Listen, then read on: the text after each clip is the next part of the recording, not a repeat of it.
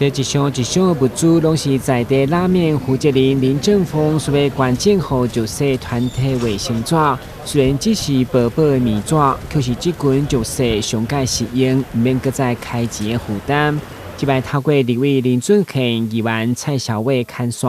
在8号正式关户调兴喜哈儿、南台南家护中心、喜温家母家教育院等5个单位。小局长陈延基嘛代表市长出席致敬感谢中，表明温馨。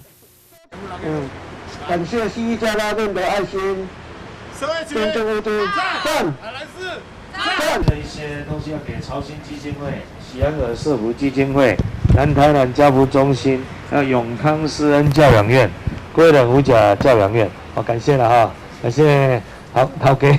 您的诚心了。对2019年以来，林正峰的尽家己一份的力量来照顾弱势。疫情期间，虽然生理嘛是大小月，不过依然坚持公益的心。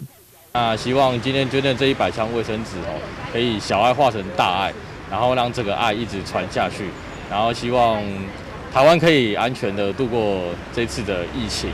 然后感谢议员跟立委的还有服务团队的帮忙。真的谢谢我们林正峰先生，他带领他的家人包含他的太太、小孩一起来做这样的一个捐赠活动。那今年其实已经是第3年的一个捐赠了，过去在疫情期间也有捐赠餐食的部分。那这一次呢，是透过这个民生用品的部分，将他的小爱分享出来成大爱。那林先生他也非常有想法希望说他的小朋友也可以这样子来这个耳濡目染，有这样的想法，未来我们有更多的捐有余给社会上不足的人。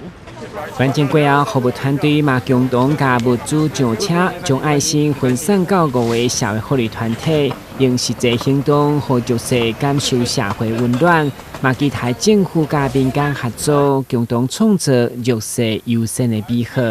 台湾新闻管制采访报道。